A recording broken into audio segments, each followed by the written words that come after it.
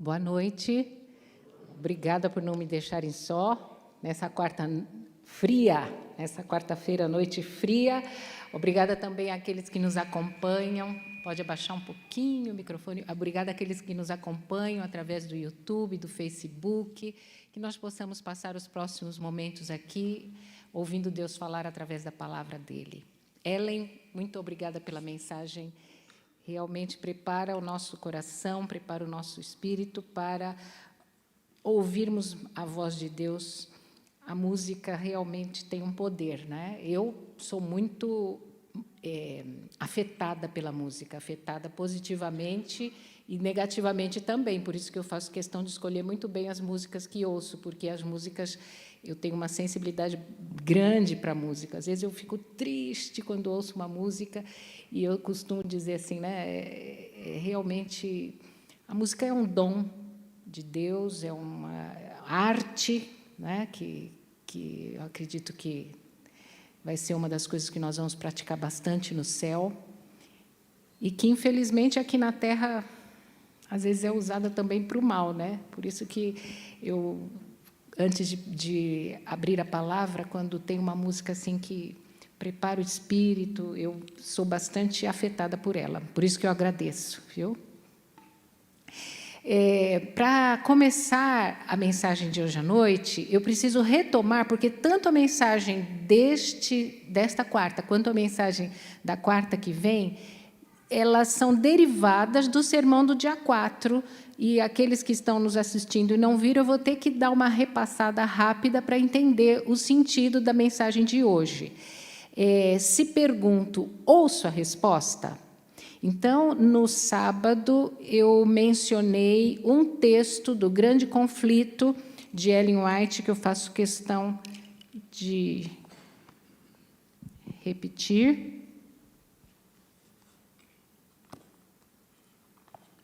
Que está no Grande Conflito, eu vou projetar. E diz assim: estamos vivendo no período mais solene da história deste mundo. O destino das imensas multidões da Terra está prestes a decidir-se. Então, ela coloca o cenário. Nosso próprio bem-estar futuro e também a salvação de outras almas depende do caminho que ora seguimos. Necessitamos ser guiados pelo Espírito da verdade. Todo seguidor de Cristo deve fervorosamente indagar: Senhor, que queres que eu faça? Então, o tema do sermão da mensagem de hoje é: se eu pergunto, ouço a resposta? Se eu faço essa pergunta, Senhor, que queres que eu faça? De fato, eu ouço a resposta? Eu estou disposta a ouvir a resposta? E ela conclui dizendo assim: necessitamos humilhar-nos perante o Senhor com jejum, oração e meditar muito em sua palavra, especialmente nas cenas do juízo. Cumpre-nos buscar agora uma experiência profunda e viva nas coisas de Deus. Não temos um momento a perder. Então, o tema da mensagem é baseado neste parágrafo, nesta frase: Senhor, que queres que eu faça? Que Ellen White aconselhou, inspirada por Deus, que todos nós que vivemos neste tempo deveríamos fazer.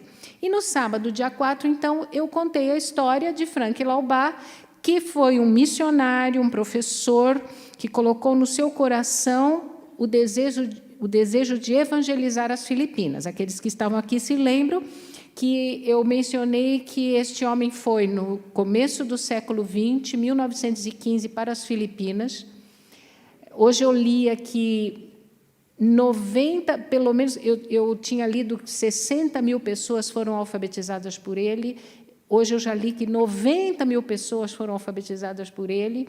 E pelo método de alfabetização que ele desenvolveu, ele também se propôs a fazer uma evangelização daquele país, e há quem diga que as Filipinas hoje é um país mais evangelizado, com o maior número de cristãos, com o maior número de protestantes daquela região da Ásia, em virtude do trabalho desse homem, que passou lá muitos anos. Ele chegou em 1915 e acho que ele ficou até 1940 e pouco.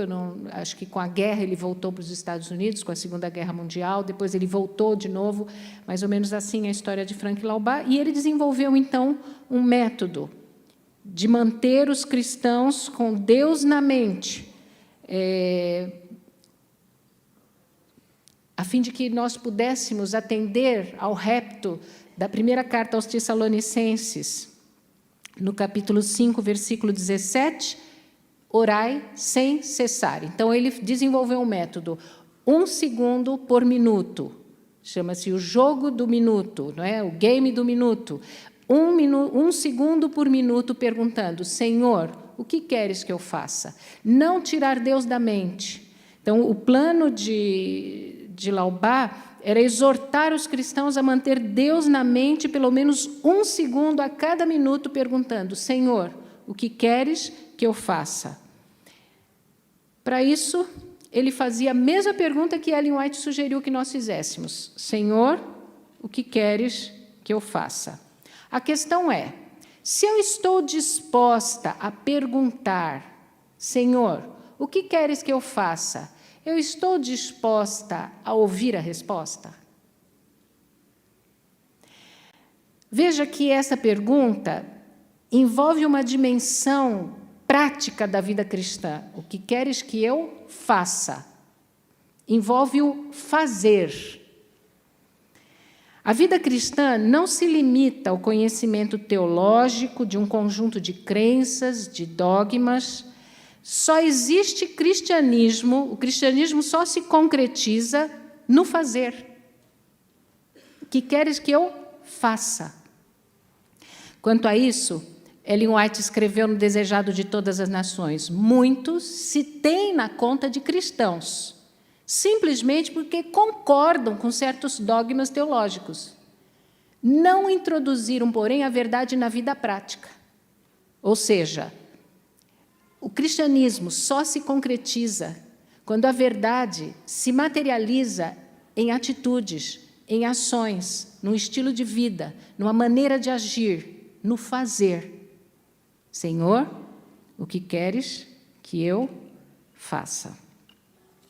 Ela afirma que muitos se tentam na conta de cristão e ela, depois, o final desse parágrafo, que eu não digitei, que eu não fiz o slide, ela diz assim, que esses que professam a verdade, mas que por elas não são transformados, não têm prazer nas coisas do céu, isso se torna uma maldição para si e para o mundo. Ou seja, esses que se limitam só a crer, concordar, aceitar a verdade, os dogmas, e se julgam cristãos, mas não se permitem ser transformados, não vivem a verdade, isso se torna uma maldição para eles e uma maldição para o mundo, está na página 291 do Desejado de Todas as Nações. E vejam o que ela ainda afirma no livro Serviço Cristão, na página 36. Foi-me apresentada uma classe cônscia de possuir impulsos generosos, sentimentos de devoção e amor a fazer o bem. Olha só que classe significativa. Entretanto, ao mesmo tempo, nada estão fazendo. Eu vou voltar um pouquinho. Foi mostrado para ela um grupo de pessoas, uma classe de pessoas que tem impulsos generosos, sentimentos de devoção, são devotos. Amor ao fazer o bem. Olha só, gente. Amam fazer o bem. Só que não estão fazendo. Nada estão fazendo.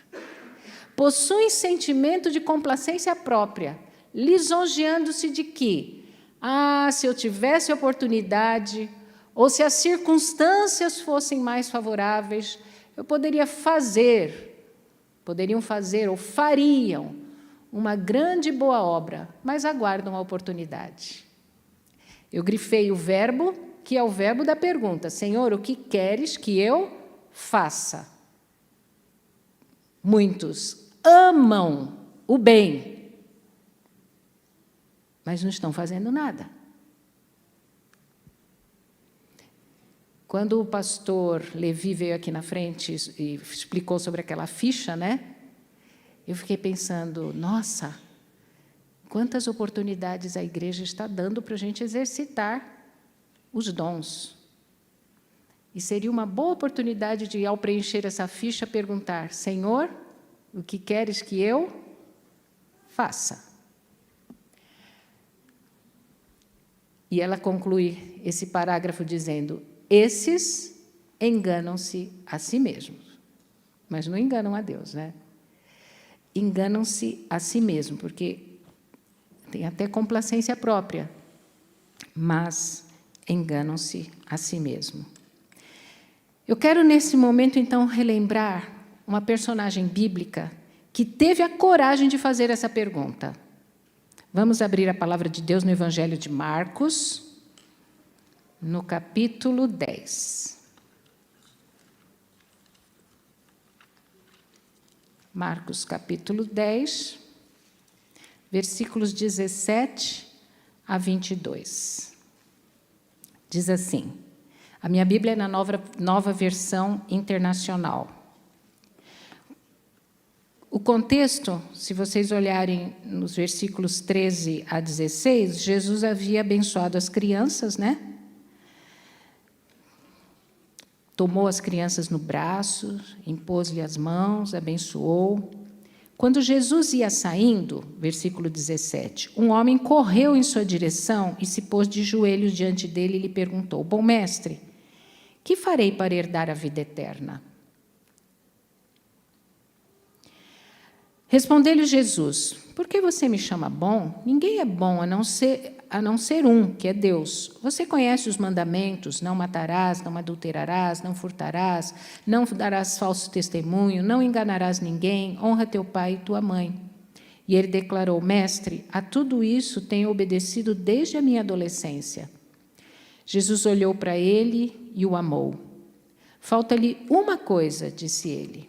Vá, venda tudo o que você possui e dê o dinheiro aos pobres, e você terá um tesouro no céu. Depois, venha e siga-me. Diante disso, ele ficou abatido, afastou-se triste, pois tinha muitas riquezas. Então, eu grifei os verbos desta frase do versículo 21. Vai, vende, dá. Então, ele perguntou: o que farei? Né? O que farei? A resposta foi: vai, vende, dá, depois vem e segue-me. Vai, vende tudo que tens, dá aos pobres e terás um tesouro no céu, então vem e segue-me. O que o jovem tinha que fazer? Ellen White descreve que esse jovem, ao ver Jesus abençoando as crianças, foi movido por amor a Jesus. Ele sentiu amor por Jesus. Descreve Ellen White no Desejado de Todas as Nações. Ele sentiu o desejo de ser discípulo de Jesus. Ao ver, então, essa cena de Jesus abençoando as crianças, ele queria ser abençoado também, ao ponto de correr. E no Desejado de Todas as Nações, ela diz que ele se ajoelha na frente de Jesus. Quando Jesus fala dos mandamentos, Jesus sabia que ele era zeloso em guardar os mandamentos. E, ao repetir sobre os mandamentos, era exatamente para que ele reconhecesse no íntimo que a letra da lei não estava produzindo nele a alegria, a paz e a graça que ele sentia necessidade. Jesus fez ele sentir novamente essa necessidade. E, ao dizer uma coisa só falta, aparentemente era uma coisa simples. Uma coisa só. Nossa, quem dera fosse dito para mim: Thalita, só está faltando uma coisa para você. Mas essa uma coisa que faltava era o princípio vital. O amor de Deus na alma. E então, Ellen White afirma que, para que ele recebesse o amor de Deus, deveria subjugar seu supremo amor ao próprio eu. O jovem se entristeceu. A condição imposta era muito grande para ele. Ele queria a vida eterna, mas não estava disposto a fazer sacrifícios. E eu tenho uma triste notícia a dar para vocês que estão aqui hoje e para vocês que estão nos assistindo. A vida cristã requer sacrifício. A vida cristã requer abnegação. Vi que muitos mal sabem ainda o que seja abnegação ou sacrifício, ou o que seja sofrer por amor à verdade. Mas ninguém entrará no céu sem fazer algum sacrifício. Por isso que, por vezes, nós podemos até fazer a pergunta: Senhor, o que queres que eu faça? Mas, por vezes, nós não queremos nem ouvir a resposta, com medo que essa resposta envolva abnegação, renúncia, sacrifício. Por vezes eu não pergunto, porque tenho medo da resposta, que essa resposta me faça sair da zona de conforto, envolva abrir mão do que eu gosto, do que eu prefiro, do que eu tenho, do que eu aprecio.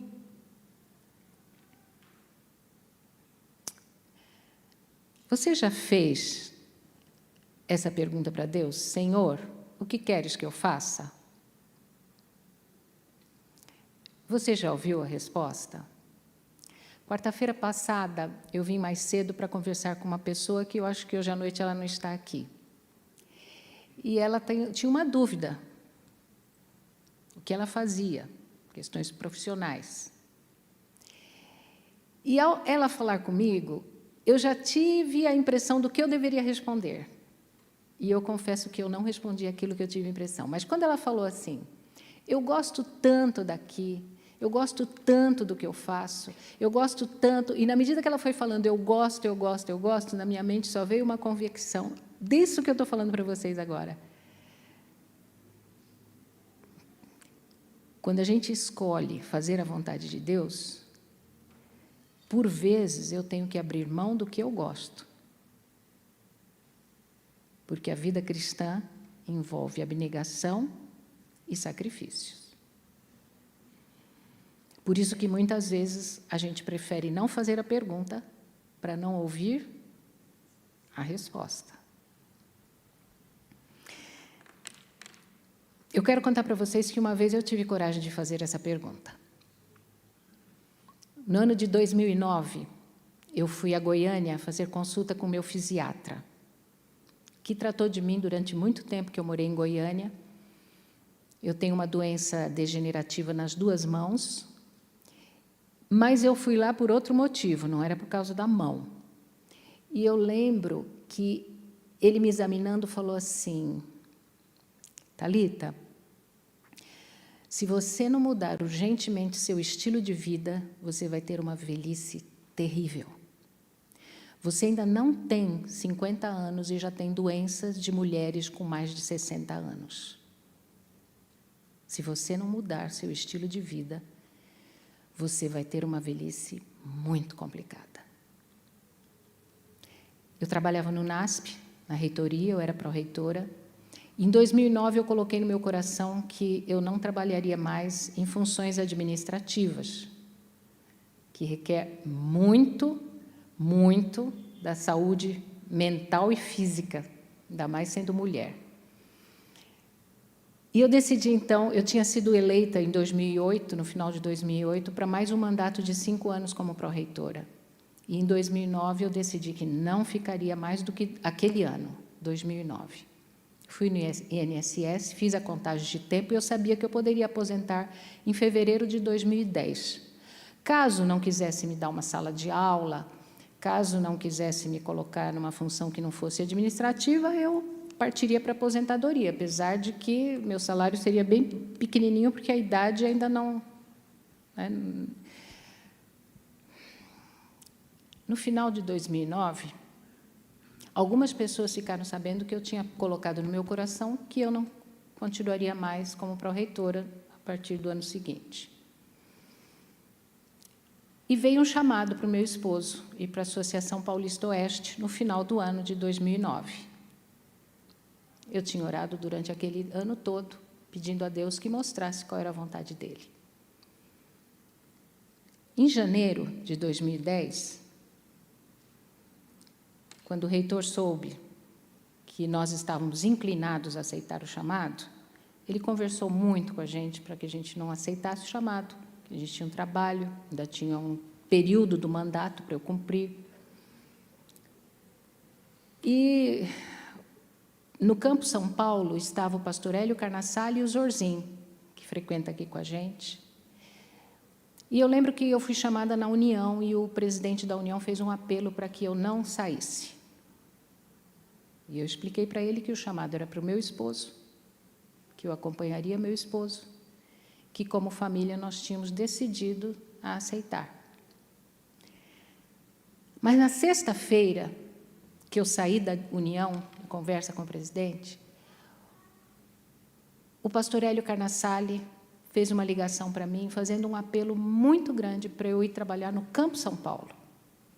Porque aí eu sairia de uma função administrativa mais pesada, ficaria na direção acadêmica do campus, e ele fez um apelo carinhoso, gentil. Ele já tinha conversado junto com o Zorzin, comigo, já tinha me levado para almoçar e feito um apelo. E agora, por telefone, ele fez um apelo, e era uma sexta-feira. No sábado, eu frequentava a igreja do Jardim Blumenau, onde o pastor foi meu pastor. Na hora da oração intercessória, que a gente se aproximava para que fosse feita uma oração pelos pedidos, eu lembro que eu ajoelhei bem pertinho do Jonas, e eu fiz uma oração perguntando: Senhor, eu não quero, afirmando, né? Eu não quero ser movida por sentimentos meus. Sentimentos de mágoa, sentimento de tristeza, movida por algum tipo de... algum sentimento ruim. Eu quero fazer a sua vontade. Senhor, o que o Senhor quer que eu faça? Que eu fique ou que eu vá? Mas, Senhor, por favor, responde para mim. O que o Senhor quer que eu faça? Eu fiz uma oração assim, de total submissão, porque nas decisões eu estava sendo movida principalmente pelos meus sentimentos, de gostar ou não gostar. Era fevereiro já, começo de fevereiro, comecinho de fevereiro, ou final de janeiro, mas era horário de verão. E o pastor Ronaldo sabe, eu morava numa casa na esquina das casas da União. Aquelas casas têm um corredor comprido, do quarto até a sala. E era no sábado à tarde, eu falei para o Jonas: Jonas, eu vou deitar. Quando for na hora de ir para o JA, você me chama. Só que o Jonas viu que eu estava dormindo tão profundo que ele só chegou para mim já pronto e falou assim: querida, já estou indo. E eu falei: tá bom, pode ir. E continuei dormindo. E como o sol se põe tarde nesse período de horário de verão, se punha tarde no período de horário de verão, nenhuma luz da casa estava acesa, o sol estava se pondo, quando eu fui acordada por uma voz falando: Testemunhos para a Igreja, volume 4. Testemunhos para a Igreja, volume 4. Eu acordei desperta e saí sem acender nenhuma luz. E fui aquele corredor comprido da casa e cheguei no escritório. Entrei no escritório, não acendi a luz. Fui na estante, uma estante embutida com porta de vidro, abri a estante sem acender a luz e tomei este livro aqui, exatamente este livro, sem acender a luz. Só que quando eu acendi a luz, eu vi que este é o Testemunho para a Igreja, volume 1. E eu olhei na estante que eu não tinha o volume 4. Mas foi muito clara a voz em dizer: Testemunhos para a Igreja, volume 4. Eu abri o livro, e esse livro é organizado em tomos de algarismos romanos. E eu fui no tomo 4. Testemunho 4. São apenas 2 títulos. O primeiro é Zelo e Arrependimento, o segundo é O Leste e o Oeste. E eu fui na página 146, que é a página do capítulo, ou do título do testemunho, O Leste e o Oeste. Quando eu bati o olho, o título começa aqui embaixo. Eu bati o olho, mas eu virei a página. E quando eu virei a página, este parágrafo último dessa página tinha um brilho diferente, tinha uma luz diferente. Este parágrafo começa nessa página e vem para essa daqui. E eu vou ler para vocês o que está nesse parágrafo, que tinha uma luz diferente, um brilho diferente. Diz assim: vi que devem ser feitos esforços especiais no Oeste, pois os anjos de Deus estão preparando a mente das pessoas para a recepção da verdade. Eis aí a razão por que Deus influenciou alguns adventistas a se mudarem do leste para o oeste. E essa parte é que eu via que tinha um brilho maior. Seus dons podem produzir muito mais no oeste do que no leste. O peso do trabalho encontra-se no oeste. E é da maior importância que os servos de Deus se desloquem de acordo com a sua oportuna providência. Eu fechei, esperei o Jonas chegar e falei: Jonas, nós vamos para o oeste. Eu lembro que na segunda-feira o reitor veio fazer um apelo ao meu coração para que eu não fosse. E eu falei para ele assim: reitor, o senhor acredita que Deus responde orações? O senhor acredita que Deus fala? E falei para ele: Deus respondeu a minha oração. Eu vou para o oeste. E aí você pode dizer assim: bom, professor, então você cumpriu a vontade de Deus e foi tudo tranquilo lá nos 7 anos que você passou no oeste? Não, não foi tudo tranquilo. Tive provações, tive problemas, mas eu tinha paz de que eu estava cumprindo a vontade de Deus. Ontem eu estava preparando essa mensagem quando o telefone fixo de casa tocou. E quando eu atendi, era uma voz masculina perguntando: quem está falando? Eu falei: com quem você deseja falar? Com a professora Thalita. Aí eu falei assim: pois não, sou eu. Thalita, aqui é o Brito. O Brito é um membro da igreja lá de São José do Rio Preto, da Paulista Oeste. Tem uma pessoa aqui que quer muito falar com você.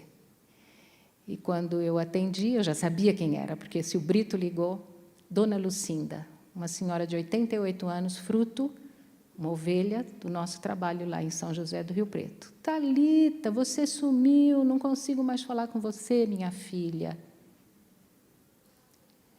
E eu tive a oportunidade de conversar com a Dona Lucinda, uma senhora que nós pudemos dar estudo bíblico, ela e o esposo se batizaram. Então, eu poderia, assim, mencionar algumas vezes que eu ouvi Deus falar. Mas eu posso dizer para vocês, nem sempre, quando Ele me disse a vontade dEle, foi isenta de sacrifício, de sofrimento e de renúncia.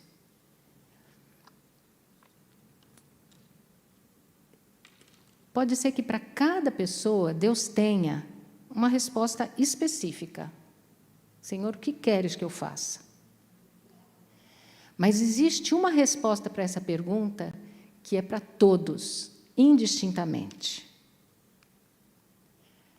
Ainda tem um texto de Ellen White: cumpre cultivar o espírito de abnegação e sacrifício. Alguns não se sacrificaram a si mesmos, a seu corpo, sobre o altar de Deus. A resposta para todos está em Mateus capítulo 16, versículo 24. Esta resposta a esta pergunta, Senhor, o que queres que eu faça, com certeza cabe para qualquer situação. Independente se você tem dúvidas sobre trabalho, sobre relacionamento, sobre qualquer dúvida que você tenha, essa resposta é para todos. Mateus, capítulo 16, versículo 24, nos diz, se você, eu coloquei o você, né? Foi inclusão minha, mas no original é se alguém, se você quiser acompanhar-me, negue-se a si mesmo, tome a sua cruz e siga-me. Senhor, o que queres que eu faça? Negue-se a si mesmo, tome a sua cruz e siga-me. Veja novamente os verbos, negue-se, tome, siga-me. O siga-me está presente nas duas respostas. Renúncia está presente nas duas respostas, para o jovem rico e para todos nós. A cruz, símbolo da humilhação e morte, foi apresentada aos discípulos antes mesmo de saberem que seria esta forma que Jesus haveria de morrer. A cruz era o símbolo de humilhação porque era a forma que o Império Romano utilizava para matar aqueles que eles julgavam dignos da morte mais humilhante. Por isso que Jesus usa este modelo, este recurso didático. Tome a sua cruz. Não há outra forma, não há outra fórmula para a vida cristã. O sacrifício de morrer para o eu e seguir a Jesus. Não tem outra fórmula. Por que sacrifício? Porque é matando o eu, é morrendo diariamente o eu, é renunciando o eu, é tirando do trono o eu. Por isso que é abnegação, por isso que é sacrifício. Porque quando eu pergunto o que queres que eu faça, fatalmente, na resposta, eu terei que matar o eu. Eu terei que tomar a cruz. Sou discípulo, então essa é a fórmula. Negue-se a si mesmo, tome a cruz e siga. Não se iluda, requer sacrifício. Ellen White, então, afirma, há um mundo a ser advertido, a nós foi confiada a tarefa.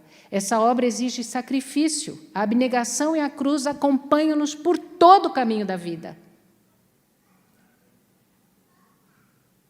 Sinto muito se essa não é uma mensagem simpática, mas é a resposta.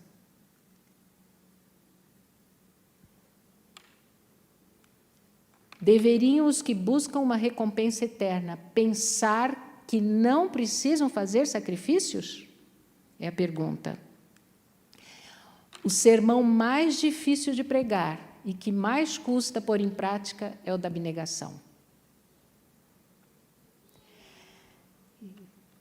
E Ellen White afirma, mente, caráter, personalidade, o amor revelado na vida de Cristo, de abnegação e sacrifício, deve ser visto na vida de seus seguidores.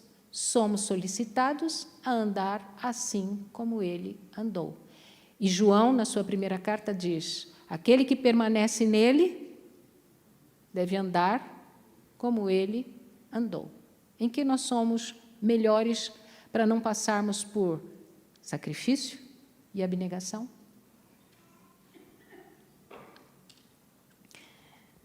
Mas se você parar para ouvir a resposta de Deus, à pergunta, Senhor, o que queres que eu faça? E se essa resposta envolver abnegação e sacrifício, tenha certeza que se você parar para ouvir e prestar bem atenção, você vai ouvir também o que está em Mateus, capítulo 11, versículo 28 e 29. Mateus, capítulo 11, versículo 28 e 29. Ele vai dizer assim, bom, você negou a si mesmo, tomou a cruz está pesada, você está me seguindo. Então, venha a mim, se você está sobrecarregado, e eu darei descanso. Tome sobre você o meu jugo e aprenda de mim, pois eu sou manso e humilde de coração, e vocês encontrarão descanso para suas almas, pois o meu jugo é suave e o meu fardo é leve. Quando Jesus falou, negue-se a si mesmo, tome a sua cruz e siga-me, ele falou logo após repreender Pedro. Vocês se lembram que Pedro, quando ele começou a falar para os discípulos que ele seria morto, que ele seria crucificado, Pedro falou assim: não, não fale isso. Não, Senhor, de modo algum isso vai acontecer. E ele diz: afasta de mim, Satanás. Em seguida, ele fala: quem quiser vir após mim, tome a sua cruz, negue-se a si mesmo, tome a sua cruz. Isso está no contexto da repreensão a Pedro. E foi o próprio Pedro que lá na sua carta, primeira carta, capítulo 4, primeira carta, capítulo 4, versículo 12, 13, principalmente o 13, nos diz o seguinte: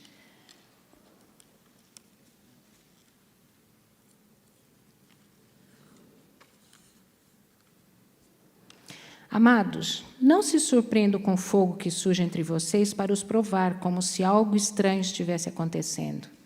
Mas alegre-se, à medida que vocês participam do sofrimento de Cristo, para que também, quando a sua glória for revelada, vocês exultem com grande alegria. E no versículo 19, por isso mesmo, aqueles que sofrem de acordo com a vontade de Deus devem confiar sua vida ao seu fiel Criador e praticar o bem. Alegre-se na medida em que você tem que se sacrificar, na medida em que você participa do sofrimento de Cristo, para que também, quando a sua glória for revelada, vocês exultem com grande alegria. Bom, então a alegria vai ser para o futuro? Não. A paz, a graça e a alegria de Cristo está à disposição aqui e agora, quando você tem a certeza de que você perguntou, ouviu a resposta e foi capaz de atender ao chamado. Paulo também afirma: nossa leve e momentânea tribulação produz para nós eterno peso de glória. Na Bíblia, na versão internacional, diz assim: pois os nossos sofrimentos leves e momentâneos estão produzindo para nós uma glória eterna, que pesa mais do que qualquer sofrimento.